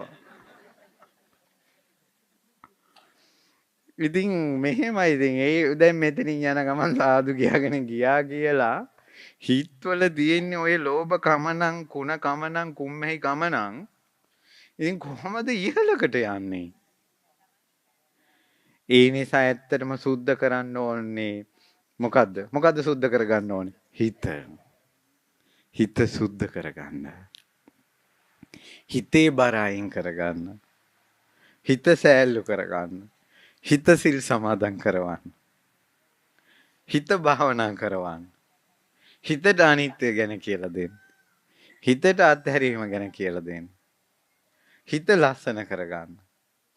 හිත සුද්ධ කරගන්න. දැන් මේ වැඩසටහනට එනකොට මූණකට හොදාගෙන දැන් සිල් ඇත්තෝ ඉන්නවා මෙතන.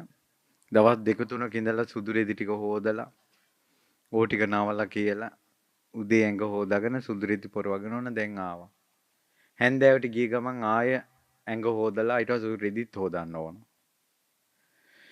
ඊට පස්සේ ආය හෙට උදේටත් ඇඟ හොදන්න ඕන. උපන්දා ඉඳලා හොදනවා මේ ඇඟ. තවම සුද්ධ වෙන්නේ නැහැ. අඟුරු කෑල්ලක් කිරි වතුරෙන් හොදනවා වගේ. උපන්දා සිට සෝදන මේ කට උදේ දවල් හවස සෝදන දත් මදින කට එක වරුවක් දත් මැන්දේ නැත්තම් එක දවසක් ආයෙත් ගඳ එනවා. ඔය හැමදාම හොදන ඔය කෙස් ටික දවසක් දෙකක් හේදුවේ නැත්තම් ගඳ එනවා. ඉකිලි කිහිලි වලින් ගඳ එනවා. වස්ත්‍ර වලින් ගඳ එනවා. මේ නර ගන්ධස්තරේ පැතිරෙනවා. හොදා ඉන්නවා අපි. ඒ ශරීරවලටම ආසයි. ඒ ශරීරවලටම පෙරේතයි. ඒ වුණාට අපි ඇඳුමක් කිලිට වුණාට පස්සේ හොදනවා. හිතට රාගයක් ආවට පස්සේ හිත කිලිට වුණා. දැන් මම මේක සුද්ධ කරගන්න ඕන කියලා බණ ටිකක්වත් අහලා හිත සංසිඳවගෙන අර කෙලෙසි හොදන්නේ නැහැ. මට ඕන අද තරහ ගියා. මම මේ හිතෙන් මේ තරහ නැති කරගන්න ඕන කියලා හිත හොදන්නේ නැහැ. පින්වතුනි, හිත හොදාගන්න මිනිසයා, හිත පිරිසිදු කරගන්න මිනිසයා මරණින් මත්තේ හොඳ තැනකට යනවා. දැන් ඔයාලගේ අතින් පින් කෙරෙන ඕන තරම්. මේ බලන්න ලස්සන බෝධි මණ්ඩපයක්. සංඝමිත්තා රහත් තෙරණිය යසෝදරා මහෝත්තමාවියගේ ප්‍රතිමා නිර්මාණය කළා. රං කරඬුවක් වාගේ උඩ ශේරජානන් වහන්සේ. රං වැටකින් මහ බෝ සමිඳුන් පුදලා. මනරම් ධාතු මන්දිරේ ආරාම විහෙර විහාර ධර්මශාලා මේවා කෙරුණා කියන්නේ මිනිසු පරිත්‍යාගශීලී. මිනිස්සු පින් කරනවා.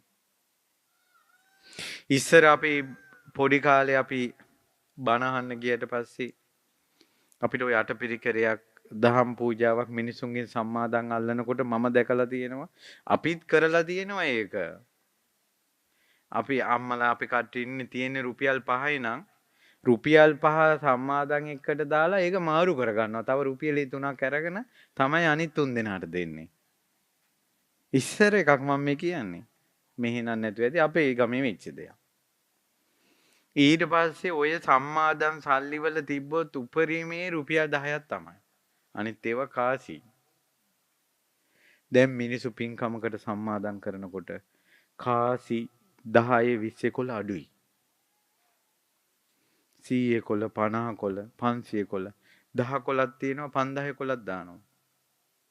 මොකද්ද මේ වෙනස? මිනිසු පරිත්‍යාගශීලී. මිනිසු අත්හරිනවා. ඊළඟට වෙහෙර විහාර මෙච්චර හැදෙන්නේ, චෛත්‍ය බැඳෙන්නේ, බෝධි මණ්ඩප හැදෙන්නේ මිනිසු පින් කරනවා. දැන් ඔයාලට අමුතුවෙන් පින් කරන හැටි කියලා දෙන්න ඕනේ. දැන් අද පෝයක් නොවන දවසකත් මේ වෙහෙර විහාරවල ඉඩමදි වල පාරවල් වල පවා මිනිසු මේ රැඳිලා බණ අහන්නේ. මිනිසු පින් කරනවා. ඇත්තටම ඔයාලට පින් තියෙනවා. දැන් තියෙන ප්‍රශ්නේ තමයි හිත සුද්ධ කරගන්න ඕන.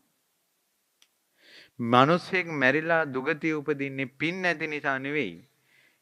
හිත නරක කරගෙන, හිත කිලිටි කරගෙන මැරිච්ච නිසායි දුගතිය යන්නේ. පින්වතුනි මොකක්වත් භාෂාවක් දන්නේ නැති, කටින පින්කම් මහ පින්කම් කරපු නැති, ගග්ගරා පොකුණේ හිටපු ගෙම්බෙකුත් ලෞතර බුදුරජාණන් වහන්සේගේ දහම් හඬට සවන් දීලා ඔහුත් මැරුණට පස්සේ දෙව්ලොව ගියා නෙව. බණ තේරිලත් නෙවෙයි. කටින පින්කම් කළත් නැහැ. සිල් ඇරනුත් නැහැ. ඇයි ඒ? ගෙම්බගේ හිත පැහැදුනා. හිත පිරිසුදු වුණා. තිරිසනෙක් වෙලත් හිත පිරිසුදු වුණා බණ පදයකට. ඔයාලා බණ අහන මිනිස්සු ඔය ගෙවල් වල තියෙන දේවල් වලට පෙරේත වෙලා හිත නරක කරගන්න එපා. තවම රිදී හවඩිය, තවම රිදී වලලු ටික, තවම පෙට්ට ගම් වල තියාගෙන අරක්ගෙන ඉන්න ජීවිත තියෙනවා මේ ගම් වල. උඹලා මැරුණාට පස්සේ කොහෙද ආයි උපදින්නේ? අත්හැරීම කියලා එකක් නැද්ද? අත්හැරීම. දරුවෝ අත්හැර ගන්න බෑ. මොනුබුරු මිනිබිරිව අත්හැර ගන්න බෑ. මේ පොඩි සොච්චන් පුංචි ඉඩම් කෑල්ලක් තියෙන ඕකේ වැටට මරා ගන්නවා. එක බත් මුට්ටියේ බත් කාලා එක බඩවැල කඩාගෙන ආපු සහෝදරයෝ කූඩු දෙකට නගිනවා. සහෝදරකම් නැතුව මැරෙනවා. හදි හෝනියන් අනවින කොඩි වින කරනවා. මොකද්ද මේකට හේතුව? හිත කිලිටි වෙලා, හිත නරක් වෙලා, හිත අපිරිසුදු වෙලා. ඒ නිසා අද ඉඳලා හොඳට මතක තියාගන්න. තථාගතයන් වහන්සේ පිරිනිවන් පා වසර 2568ක් වෙන මේ වෙසක් මාසේ බුද්ධ උපස්ථානයක් විදියට හිතට ගන්න මගේ හිත මං සුද්ධ කරගන්න ඕන කියලා. හිත සුද්ධ කරන මනුස්සයට කොච්චර කාලයක් මේ හිත කිලිටි වෙලා තිබ්බද කියන එක අදාළ නැහැ. කිලිටි වෙලා නම් බොහෝ කාලයක් අමාරු වෙයි. බණ අහපු පමණට ආසාවල් නැති වෙන්නේ. බණ අහපු පමණට තරහවල් නැති වෙන්නේ. අපි හිතට ගමු මේවා හොඳ නෑ කියලා. දුරු කරගන්න බලමු. එතකොට හිත ටිකක් සුද්ධ වෙයි.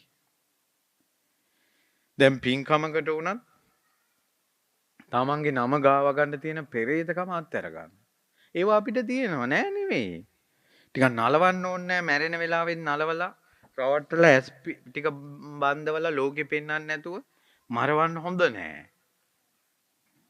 දැන් මං කියන්නම් උදාහරණයක්. අපිට ඕන බෝධියට මල් ආසනයක් හදන්න. ගල් වලින්. ඕන අපි කියනවා ගල් වලින් මල් ආසනයක් හදනවා පින්වතුනි. මේක මහා පිනක් මල් ආසනයක් හැදීමේ පින රැස් කර ගන්නවා. මල් ආසනේ සඳහා කියලා මෙතන පින් කැටයක් තියෙනවා.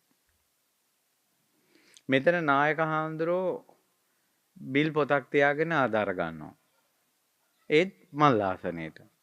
එහා පැත්තේ කවි මඩුවක් දාලා විරුදු කියනවා ආධාර කරන අයට. ගල් ආසනේ මල් ආසනේට ආධාර කරන අයට කවි කියනවා. ඒ රුපියල් 100ක් දුන්නොත් එතන ලස්සන කවියක් කියලා විරුද්දක් ගහලා ලෝ ගමටම ඇහෙනවා. මට කියන්න මිනිස්සු සල්ලි දෙන්නේ කොතෙන්ද?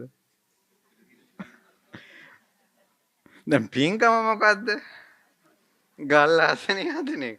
දැන් අර පින් කැටේ තියලා තියෙන්නේ ඒකට. එහෙනම් ඇත්තට මෙයා සල්ලි දීලා තියෙන්නේ මල් ආසනේටද තමන්ගේ නම කියව ගන්නද? ඉතින් ඕකනේ අපි කාටවත් තියෙන්නේ. තමන්ගේ හිත දිහා බලන්නකෝ.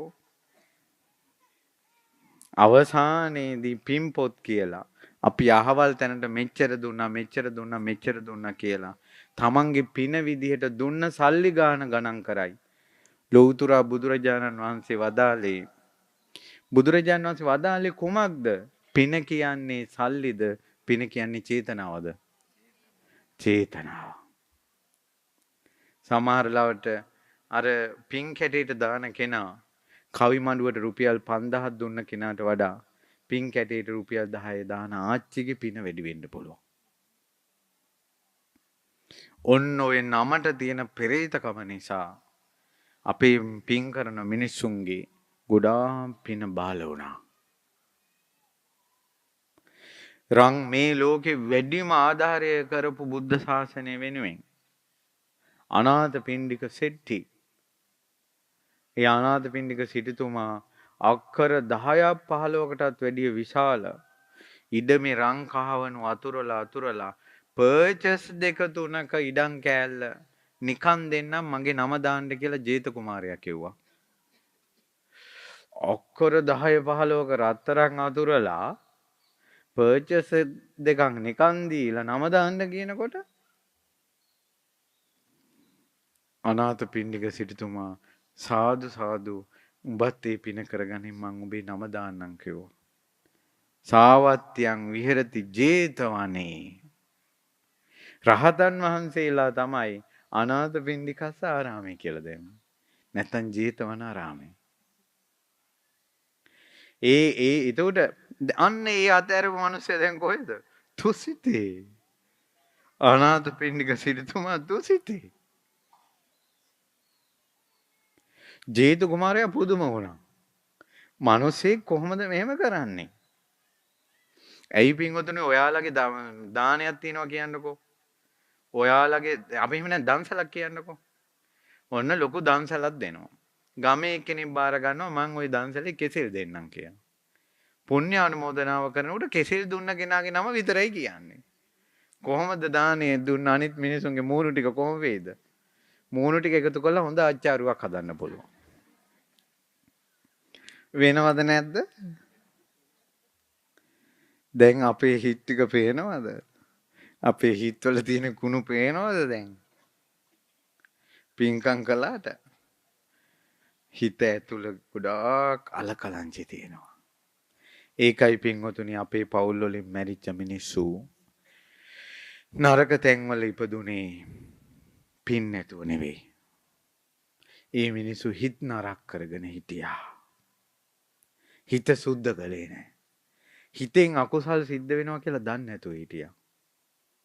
ඒකයි. ඔකට කියනවා න අභිජ්ජාව. හරි. ඊළඟ එක තමයි ව්‍යාපාද. ව්‍යාපාද කියලා කියන්නේ තරහ. තරහ සිතිවිලි එනවා. හොස්ස ළඟින් මැස්ස යන්න බෑ. ඉතින් මේකේ තියෙන බරපතලකම තමයි මේ තරහ වෛරය ක්‍රෝධය තමන්ගේ හිත අපිරිසිදු කරනවා මරණ මොහොත භයානක කරනවා. සමහර මිනිස්සු මේ තරහා හොඳ නෑ කියලා තමන් පිළිගන්නේත් නෑ. මේ මිනිස්සු කියන්නේ මගේ කට නැත්තම් මේ තියෙයි මේක කියලා ගෙවල් වලක් කියනවා. උඹලා දැනගනින්න මගේ කට නිසායි උඹලත් ඔහොම ඉන්නේ කියලා. ඒ කියන්නේ තමන්ගේ සැරට තමන් ප්‍රශංසා කරනවා. ඉතින් තරහ වෛරය ආවට පස්සේ මොනවා කටින් කියනවද දන්නේ නැහැ. ඒ කියන ඒවා තමන්ට කැරකිලා එනවා. මව් නොවිච්ච කෙනෙක් නැහැ සංසාරේ. පියා නොවිච්ච කෙනෙක් නැහැ සංසාරේ. දරුවෝ නොවිච්ච කෙනෙක් නැහැ සංසාරේ. සසර දුකෙන් නිදහස් වුනේ නැත්තම් අම්මා නොවන කෙනෙක් නැහැ. තාත්තා නොවන කෙනෙක් නැහැ. දුව නොවන කෙනෙක් නැහැ. පුතා නොවන කෙනෙක් නැහැ. පෙරුම් පුරන සංසාරේ චින්චි මානිකාවත් එක්කත් අපේ මහ බෝසතුන්ට පවුල් කණ්ඩ වුණා. දේවදත්ත තාත්තා වුණා, පුතා වුණා.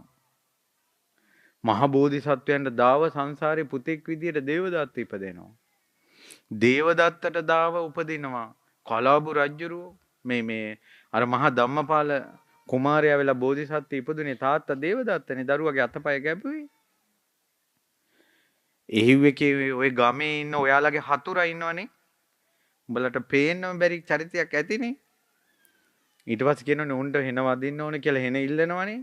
යම් දවසක ඔයායම තමන්ගේ දරුවා වෙලා ඉපදුන දවසට හෙනේ වදින්නේ දරුවන්ට. හෙන ඉල්ලන්න එපා. තමන්ගේ උන්ට වදිනවා. ඔය තමන් නොකියපු ඒවා කිව්වට පස්සේ කියන්නේ මම කියපු නැති එකක් ඕකි කියලා තිනවා. ඕකිගේ කටට කියලා එන ඉල්ලනවනේ. තමන්ගේ දරුවෙක් වුණ දවසට දරුවට වදි. උන්ට විපාක දෙනවා අපිටම පෙනෙයි. අපිත් ජීවතුන් අතර ඉන්නවනේ. අපිත් තවම මැරිලා නෑනේ. අපිටත් පෙනෙයි කියලා කියනවනේ. සංසාරේ. ඇයි ওই වගේ වචන මිනිස්සුන්ගේ කටින් පිට වෙන්නේ? තරහා, වෛරේ, ක්‍රෝධේ, අමනාපකම, නුරුස්සනකම. ඒකට කියනවා ව්‍යාපාද. හතර පොයට සිල් ගත්තට ඕක දුරු කරගෙන නැත්තම් හරහට එනවා ඕක. ඒකයි හිත සුද්ධ කරගනින්න කියන්නේ. සමහර ගෙවල් තියෙන හොඳට මේ වගේ බණ ඇහුවට අපි දන්න සිද්ධි. හොඳට බණ අහනවා මේ හතර පොයට සිල් ගන්නවා, ගෙදර ගෑණි මිනිහා වෙනම උයා ගන්න. ඒක මෙහෙමයි සමහරවිට බණ අහනකොට හිතෙනවා ඇති මේවා හරි නෑ කියලා. ගෙදර ගියාට පස්සේ මූණ දැක්කට පස්සේ හිතෙනවා දොට උයලා දෙනවා කියලා. ඉතින් ඒ වගේ මෙහෙමයි මේ යන සංසාරේ මතක තියාගන්න සංසාරේ ස්වභාවය තමයි සතුරුත් එක්ක පවුල් කණ්ඩ වෙනවා. සතුරු සෙතිරියෝ. මම මේ බණට එනකොට මම කිරිවෙහෙර වැඳලා ආවා. කිරිවෙහෙර වඳිනකොට අනේ එක මේ මහත්තයෙක් අඩාගෙන ඇවිල්ලා කකුල් ළඟ වැඳ වැටුණා. මට පිහිට වෙන්න කියලා මං කිව්වා මගෙන් පිහිට ඉල්ලන්න එපා කිරිවෙහෙරෙන් පිහිට ඉල්ලන්න. ඒ තමයි අනේ හාමුදුරනේ මගේ ගෑණි වෙන මිනිහෙක් එක්ක සම්බන්ධ වෙලා මාව දොට්ට දැම්ම පයින් ගහලා. වෙඩි තියලා මරනවද නැද්ද කියලා අහන්න මේ සෑය ළඟට ආවේ කියලා. මං කෝ ඉවසපන්. ඉවසපන් දරාගෙන හිටපන් ප්‍රාණඝාතයක් කරන්න එපා. අවුරුදු 5-6ක් ගියාට පස්සේ උඹටම හිතේ පිනකට ගැලවුණා කියලා. ඔන්න මිනිස්සු සතුරු සැතිරියෝන්ට පවුල් කණ්ඩ සිද්ධ වෙනවා සංසාරේ. මහා බෝධිසත්වයෝ වගේ කාටවත් වරදක් නැති අර පදුම කුමාරයා තමන්ගේ නෝනට කොච්චර ආදරේද? කාන්තාරේ පුතාලා 7 දෙනයි ගෑනු 7 දෙනයි යද්දි එක දවසට එක ගෑණි ගානේ මරාගෙන කද්දි තමන්ට ලැබෙන කෑම කොටස වෙනව මස් කෑල්ල වෙනව තියාගෙන ඉඳලා තමන්ගේ ගෑණි මරණ දවසට ඒ මාස් ටික දීලා රෑ හොරෙන් ගෑණි අරගෙන ගිහිල්ලා ඒකි පිපාසයි කිව්වට උරේ පස්සේ උරේ පල්ලා ලේ දීලා මහා කැලේ කොහොම හරි මේ කෙල්ල පරිසම් කරගෙන ඉඳලා අර ගඟේ ගිය කොටෙක් උඩට ගත්තට පස්සේ කොටත් එක පවුල් කාලා අර අතපය හතර තියෙන රන්රුවක් වගේ රාජකුමාරයා කන්දෙන් පැල්ලට තල්ලු කළානේ.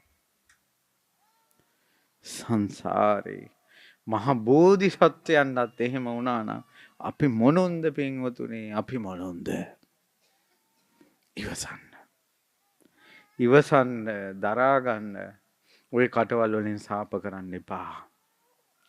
ඔයාලට ගැළපෙනම අම්මා ගැළපෙනම තාත්තා ගැළපෙනම මහත්තයා ගැළපෙනම නෝනා ගැළපෙනම දරුවෝ තමයි ඔය ඉපදුනේ පින්වතුනි. තම තමන්ම කරපු ඒවා. ඕක තමයි සංසාරේ. වෛරෙන් කොරෝදෙන් ඉන්න එපා. උයන බත්පත උයලා දෙන්න පිනක් කියලා. පුපුරවන්න නැතුව. ඉවසගෙන ඉන්න මිනිස්සු දෙස් දෙවොල් තියද්දින් ඉවසගෙන ඉන්න. දරාගෙන ඉන්න. අපිම කරපු දේවල් කියලා. අපි සංසාරේ කවදාවත් අනිත්‍ය උන්ට හදිහුනියමක් කළේ නැත්තම් අපිට හදිහුනියම් වදින්නේ නෑනේ. අපිට මේ මෙච්චර හදිහුනියම් වදින්නේ මෙච්චර කරදර අපිත් සංසාරේ අනිත්‍ය උන්ට අඹරපු නිසා. තරහක් ආවට පස්සේ පොල් ගෙඩි අරගෙන කපුරු ටික පත්තු කරලා කරකවලා දෙයියෝ සී කරගෙන ඕකගේ හතර හන්දි කැඩේවා කියලා පොල් ගෙඩිය ගහනවා. අපිත් කවදා හරි හතර හන්දි කැඩෙනවානේ. තමන්ගේම ඉරණම තමන්ම පොල් ගෙඩියෙන් හදා ගන්නවානේ. ඔව්ද නැද්ද? සංසාරේ අනිත් මිනිසුන්ට සාප කරන්න එපා. වෛර කරන්න එපා. අපි දරා ගමු, ඉවසා ගමු.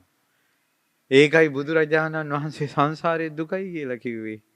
මේකෙන් නිදහස් වෙන්න ඕන කියලා කිව්වේ. තමන්ගේ දුක දැක දැක ඒ දුකෙන් නිදහස් වෙන්න පින් කරන්න. ඒකට නමක් මොකටද? චේතනාවනේ කර්මේ, නම නෙවෙයිනේ. චේතනාවයි කර්මේ, නම නෙවෙයි. ඊළඟට ඔන්න දැන් හිතෙන් වෙන අකුසල් තුනක් කිව්වා. දෙකක් කිව්වා. අවිජ්ජා කියන්නේ ගිජුකම. තමන්ගේ දේවටත් ඕනවට වැඩි ගිජුයි, අනුන්ගේ දේවලුත් තමන්ට තිබ්බනම් හොඳයි කියලා හිතෙනවා. ඊළඟට ව්‍යාපාද තරහ. ඊට පස්සේ මිච්ඡා දිට්ඨි. මිච්ඡා දිට්ඨි කියන්නේ අම්මා තාත්තා විශ්වාස කරන්නේ නැහැ. මව්පියෝ විශ්වාස කරන්නේ නැහැ. මෙලෝ පරලෝ විශ්වාස කරන්නේ නැහැ. ඊට පස්සේ අපායක් තියෙනවා, දිව්‍ය ලෝකයක් තියෙනවා කියලා විශ්වාස කරන. ඒවා ඔක්කොම මේකේ කියලා හිතන්න. දුවේ පුතේ ඇත්තටම අපායක් කියලා එකක් තියෙනවා. ඇත්තටම දිව්‍ය ලෝකයක් කියලා එකක් තියෙනවා. හොඳ නරක කියලා එකක් තියෙනවා. තමන් කරන කර්ම තමන්ට කරගහගෙන යන්න සිද්ධ වෙනවා. බුදුරජාණන් වහන්සේ කියන්නේ විශේෂ කෙනෙක්. උන්වහන්සේ තමයි සත්‍ය දැනගත්තු දැක්ක කෙනා. බුදුහාමුදුරුවෝ මොනවද දන්නේ කියලා හිතුන ගමන් ඒක මිත්‍යා දෘෂ්ටිය. තමන්ට හිතෙන එක හරි කියලා හිතෙන එක මිත්‍යා දෘෂ්ටිය. එතකොට ඒ මිත්‍යා දෘෂ්ටිය හිතෙන් වෙන අකුසලයක්. ඔයාලා දන්නවද දන්නේ ළමයි ඉපදෙන හැටි ළඟදී ළමයෙක් ඉපදුණා. ඇස් දෙකක් නැහැ, එක ඇහැයි තියෙන්නේ මූණ මැද. චූටි කටක්. නහය අමුතු විදිහට නළලි තියෙනවා. හදවත මෙතනින් එල්ලිලා මේ දකුණු පැත්තෙන් මල්ලක් වගේ එළියට එල්ලිලා ඒ ජීවත් වෙනවා. ජයසිරි මහ බෝසමිඳුන්, රුවන්වැලි මහසෑය, ධාතුසෑය, බෝධිසෑය මෙවැනි උතුම් බෝධීන් වහන්සේලා මේ ලක්දිරණේ වැඩ සිටින නිසා අපේ රටේ මෙහෙම වුණාට සමහර රටවල් තියෙනවා 125ක් හතරෙන් පංගුවක් අබ්බගාත මිනිස්සු ඉන්න යම් යම් රටවල් තියෙනවා. එතකොට 100ක් ගත්තොත් 25ක් අබ්බගාතයි. එතකොට මේ රටවල් ධනවත් කරන්න කරන්නේ අර අබ්බගාත ඔක්කොම එක පැත්තකට ගෙනියනවා. ඊටු ගම්මාන පිටින් අතපය නැති අය. ඔලු දෙකයි එක ඇඟයි ඔලු දෙකයි. ඊළඟට ඇඟවල් දෙකක් එකට ඇලිලා කකුල් හතර වෙනම අත් දෙකෙන් යන්නේ. ඔළුව විතරයි සමහර ජීවීන්ගේ මේ මනුස්ස ලෝකේ සංසාරේ. අම්මගෙන් තාත්තගෙන් ඥාන ඇවිල්ලා මනුස්ස ජීවීන් කියන ශරීරවල ඔහොම කර්ම විපාක දෙනවා නම් ඕපපාතික උප්පත්ති. අම්මා නැති තාත්තා නැති ඕපපාතික උප්පත්ති වල ඇස් කොහොම ලැබෙනව ඇතිද කර්මයට? ඇයි අර මව්පිය ඥාන නැහැනේ? කන් කොහොම හම්බ වෙනව ඇතිද? කටවල් කොහොම ඇතිද? ඇඟවල් කොහොම ඇතිද? මතක තියාගන්න දුවේ පුතේ පින්වතුනි අපි කරන ඒවා අපිටම විපාක දෙනවා. ඉතින් මේවා කියනකොට අපිට ඒකේ ධර්මා සංසාරයේ ස්වභාවයක් විදියට අපි කරපු ඒවා අපිට මතක් වෙනවා. දැන් මට කියන්නේ මෙතන ඉන්නවා උදාහරණයක් අවුරුදු 50ක් එක දිගට බොන මිනිසෙක් ඉන්නවා කියන්නකෝ. මේ බන ටික අහලා මේ මිනිසයා බන මේ බොන එක නතර කරනවා. දැන් මට කියන්නේ මේ මිනිසයාගේ ජීවිතේ පුදුම සහගත දේ අවුරුදු 50ක් බීපු එකද නතර කරපු එකද? අවුරුදු 50ක් බීපු පාපයට වැඩිය නතර කිරීමේ පින වැඩි. බොන මිනිසයාටත් සුගතිය උපදින්න පුළුවන් බොන එක නතර කිරීම තුලින්. යක්ෂණී වගේ මිනිහාගේ ඇඟට කඩාපයින්න චරිතයක් මෙතන ඉන්න පුළුවන්. යකා වගේ තමන්ගේ ගෑණිගේ ඇඟට කඩාපයින්න චරිත මෙතන ඉන්න පුළුවන්. අද මේ නතර කරනවා නම් මෙච්චර කාලයක් රණ්ඩු වෙච්ච එකද පුදුමේ එහෙම රණ්ඩු වෙච්ච උන් සමගි වෙච්ච එකද? අද නතර කළොත් ඔබට සුගතියට පොට පෑදෙනවා. වැරද්ද ප්‍රබල තරමටම ඒක නතර කිරීම කුසල වැඩි. බ්‍රේක් නැති වේගෙන් යන වාහනයක් වේගෙන් යනවා. භයානක දෙයක්නේ. ඒක රියදුරේ දක්ෂව තප්පරේ නතර කරනවා. වේගෙන් ගිය එකද පුදුමේ බ්‍රේක් නැතුව නතර කරපු එකද? දක්ෂතාවය මොකද්ද උතන? නතර කරපු එක. තමන්ගේ වැරද්ද නතර කිරීම තරම් දක්ෂතාවයක් කුසලයක් පින්බලයක් එච්චර හොඳ කෙනෙක් තවත් නැහැ. ඒ නිසා අම්මේ තාත්තේ දුවේ පුතේ පින්වතුනේ පාර වෙනස් කරගන්න. නරක අඩුපාඩු ගති හදා ගන්න. ඒකට ඔයාලට හොඳ හයියක් දෙනවා. මේක එකපාරින් මේක බෑ. හොඳ හයියක් දෙනවා නිතර නිතර බණ ඇසීමෙන්. හැබැයි මේ බණ අහන්න ඕන තමන් හැදෙන බණ. ඊට පස්සේ පින් කරන්න ඕන බුදුරජාණන් වහන්සේ ධර්මයේ සංඝරත්නයේ බුදු ගුණ ධම් ගුණ සංඝ ගුණ අහන්නේ පුදන්නේ තමන්ගේ හිත පිරිසිදු වෙන්න. මල් ටිකක් පූජා කළත් පතනවා මගේ හිත මෙච්චර පිවිතුරු වේවා. සුවඳ මේ සුවඳ පැතිරෙනවා වගේ සුවඳ හමන හිතක් ලැබේවා. සීල සුගන්ධය දහම් සුගන්ධය. සිසිල් පැන් පුදද්දි හිතනවා රාගයෙන් ද්වේෂයෙන් මෝහෙන් ගිනි ගන්න මගේ හිත සිසිල් වේවා. මල් වලින් ලස්සනට සරසලා හිතනවා මගේ හිතත් මේ වගේ ලස්සන වේවා. ඒතර එයා පින් කරන්නේ මොකක් ලස්සන කරගන්නද? හිත ලස්සන කරගන්න. අන්න මෙච්චර කාලයක් නොකරපු පින්. අපි දැන් මෙච්චර ලස්සන ඇඳුම් හොයනවා නම් ඇඟ ලස්සන කරගන්න. සබන් වර්ග, පූයර වර්ග, ආලේපන. ඊළඟට ඔය එක එක අභ්‍යාස ඇඟ ලස්සන කරගන්න කරනවා නම් ඇයි හිත ලස්සන කරගන්න පින් කරන්නේ නැත්තේ? මලුවක් ලස්සනට අතු ගාලා කොළ වැටිලා තිබ්බ මලුව දැන් කොළ නැතුව තියෙනවා වගේ මගේ හිතේ කෙලිස් බැහැර වේවා කියලා. ඔයාලට වඳින්න වෙහෙර විහාර තියෙනවා. උතුම් ආනුභාව සම්පන්න විරාජමාන බෝසමිඳුන් වැඩ සිටිනවා. හිත සුද්ධ කරගන්න. බෝධීන් වහන්සේ කියන්නේ හැම දුකකටම එන තැනක් බවට පත් කරගන්න. ඒක ඔයාලගේ සැනසෙල්ලේ මණ්ඩපේ බවට පත් කරගන්න. තමන් වෙනුවෙන් බෝධි පූජා තියන්න. මිනිස්යාගෙන් අන්ත දුක් විඳලා මැරෙන්න හිතෙන තැන් එනවා. ඇවිල්ලා බෝමලු සුද්ධ කළා පහනක් පත්තු කළා. මේ දුක් විඳින සංසාරයෙන් මගේ බුදුරජාණන් වහන්සේ නිදහස් වුණේ බෝසෙවණේ. මටත් මේ දුකෙන් නිදහස් වෙන්න ලැබේවා. දරුවන්ගෙන් දුක් විඳින අම්මලා බෝධීන් වහන්සේ ළඟට ඇවිල්ලා හොඳට උපස්ථාන කළා. දරුවන්ගෙන් දුක් විඳින සංසාරයෙන් අපේ බුදුරජාණන් වහන්සේ නිදහස් වුණේ බෝසෙවණේ. මටත් නිදහස් වෙන්න ලැබේවා. ලෙඩ දුක් වැඩි. ලෙඩ දුක් වලින් පීඩිත සංසාරයෙන් බුදුරජාණන් වහන්සේ නිදහස් වුණේ බෝසෙවණේ. මටත් මේ දුකෙන් නිදහස් වෙන්න ලැබේවා. එතකොට මේ බෝධි පූජා තියන්නේ අනුන් වෙනුවෙන්ද තමන් වෙනුවෙන්ද? දැන් මේ සඳුන්ගම තමන් වෙනුවෙන් බෝධි පූජා තියපු මිනිස්සු එක අතක ඇඟිලි ගන්නටවත් නැහැ. අනුන් වෙනුවෙන්මයි කරන්නේ. ළමයිගේ විභාග, කසාද, ලෙඩ දුක්, අපල, උපද්‍රව. ඇයි මේ දුකෙන් නිදහස් වෙන්න බෝසමිඳුට උපස්ථාන කරන්නේ නැත්තේ? මේ විරාජමාන බෝසමිඳුන් අවුරුදු දහස් ගාණක් වැඩ සිටින්නේ කුමටද මේ? මේ මහා ඖෂධය. ඇයි බුදුරජාණන් වහන්සේ බෝධීන් වහන්සේලා වැඩ ඉන්න අදිෂ්ඨාන කළේ? මෙතන දුක් ගිනි නිවා ගන්න. නමක් ගමක් ඕනේ නැහැ. සැනසෙල්ල හොයන්න. පැහැදිලිද මම මේ කියන එක? ඉතින් මේ විදිහට හිත සුද්ධ කරගන්න. හිත සුද්ධ මනුස්සයාට බය වෙන්න දෙයක් නැහැ මැරෙනුලයි මොකක් හිතෙයිද කියලා. තමන් කළා තියෙන හොඳ වැඩ නම් වැරදි පාරෙන් අත් මිදිලා නම් තමන්ගේ වැරද්ද තමන් තේරුම් ගත්තා නම් අනුන්ටත් සමාව දුන්නා නම් නූල් පොටක් නැතුව ඉපදිච්ච අපේ මැරෙනකොට අපේ හිතවල තරහකාරියොත් නැත්තම් කෝන්තරත් නැත්තම් කොච්චර සුද්ධ හිද්ද? අනේ ඒ විදිහට ඔයාලටත් මටත් පිරිසිදු හිතකින් අවසන් උස්ම හෙලන්න ලැබේවා. මරණින් මත්තේ දුගතියක් නොවේවා.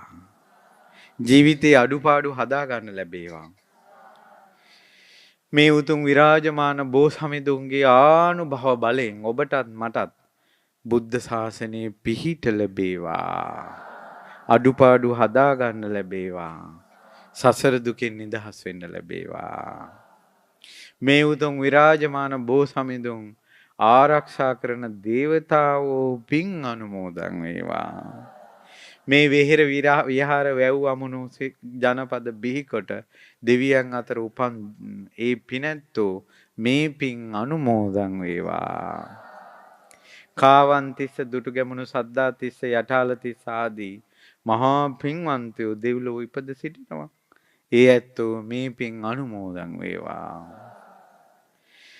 සියලු බ්‍රහ්ම රාජවරු පින් අනුමෝදන් වේවා.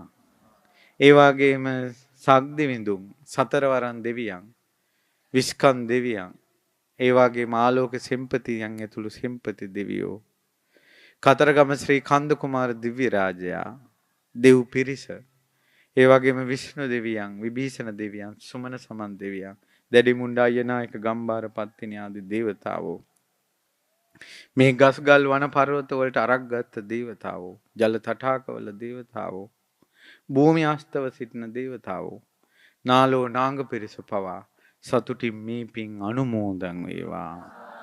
බුද්ධ ශාසනයත් මේ සියලු දෙනත් දෙවියෝ ආරක්ෂා කරත්වා. ඒ වගේම මේ රැස් වුණ සියලු පින් අපවත් වී වදාළ අමුණු 10 පුරාණ රජමහ විහාරස්ථානයේ විහාරාධිපතිව වැඩවිසූ පූජ්‍ය වීරකැටියේ උපතිස්ස නායක ස්වාමීන් වහන්සේට මේ පින් අනුමෝදන් වේවා. විහාර පරම්පරාවේ අපවත් වී වදාළ තෙරුන් වහන්සේලාට පින් අනුමෝදන් වේවා. දායකත්වයේ දරූ පින්වතුන්ටත් පින්වතුන්ගේ නමින් මිය ගියා වූත් සතර පේරුවේ මිය ගිය දායක කාරකාදීන්ට මේ පින් අනුමෝදන් වේවා. ඒ වගේම නොයෙක් අයුරින් දායකත්වයේ දරූ මේ පින්කමට එයාලගේ නමින් මිය පරලෝකීය ඥාතීන්ට මේ පින් අනුමෝදන් වී පරලෝ සැපේ වේවා.